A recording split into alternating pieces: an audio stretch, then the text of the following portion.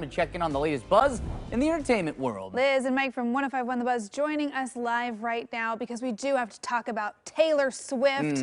It's a big day for the Swifties. Good morning, guys.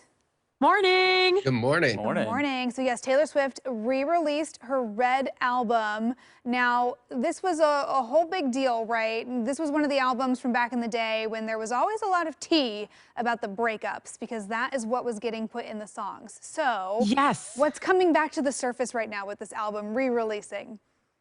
Before the album and the music even dropped last night, Jake Gyllenhaal started trending on Twitter because everyone was so curious because that's the album that allegedly talked about their breakup. And the song we just heard is a song called All Too Well.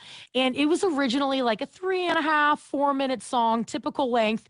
It is 10 minutes long and it is shady. It is so good. She calls him out, which yet again, allegedly Jake Gyllenhaal, but I mean, come on, and says, I was too young for you. That's why we broke up because, you know, they had that 9-year age gap. But then she goes on to say, I keep getting older and your lovers stay the same age because his current girlfriend is 15 years younger than him. And the fact that we're almost a decade later and she is still this petty about her breakup, I am living for it. Oh, living. my goodness. Okay, wait, so is the re-released version of this song, is it 10 minutes long because like 10. they added a guitar solo, or are there like new verses, like there's new lyrics in here? New lyrics. It Oh did my not go gosh. in this much before. Yeah, there's like 4 verses. They bring the chorus back 3 times. There's this whole outro. It is a super long song. And the first 3 verses are kind of reminiscent of the original one. But the last 2, she just starts going for him. And I am all about this. And the fandom is super happy too. Because like I said, he started trending more than the album itself was yesterday. And so now we finally have a little bit of closure to know what happened. And maybe it's because I'm such a Taylor Swift fan, but I'm going to take her side. I can't think of a single Jake Gyllenhaal movie that I actually liked ever. I was a big fan of Day After Tomorrow. See, I'm going to come to the defense of Jake Gyllenhaal here. He's personally one of my favorite actors. I mean, come on, he He's a made good Donnie actor. Darko and Bubble Boy in the same year. I was going to say boy. Donnie Donnie Darko, that's a Darko big is a good one, too. Yeah.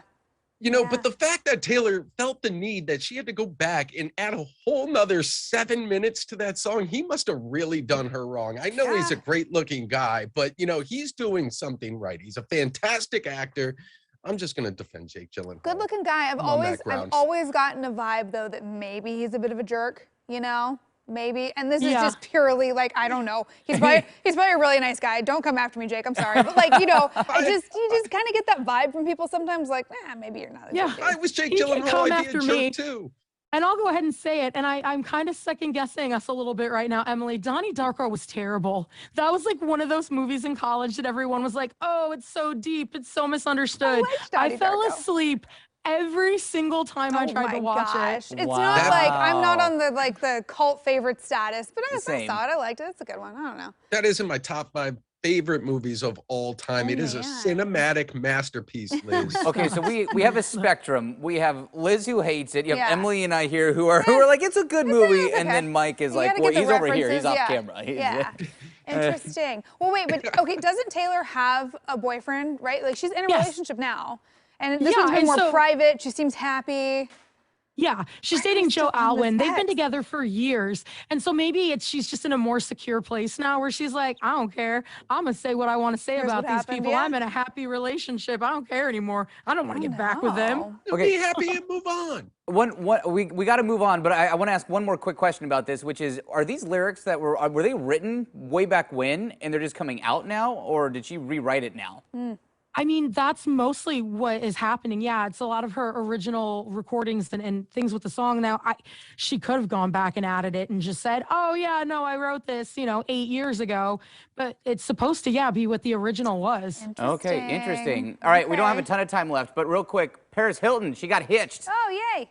Yeah, she got married and apparently has a new reality TV show, which makes me very nervous for her marriage because I feel like Jessica Simpson and Nick Lachey were the cautionary tale Yeah. that as a newlywed, you probably shouldn't have cameras following you, but they seem real happy. So fingers crossed they end up a little better. Best of luck to them. Good I for mean, them. she grew up on reality TV. She was one of the originals of reality TV. So hopefully, if she's getting into a new show, you know, she's smart. Hopefully she feels good about it.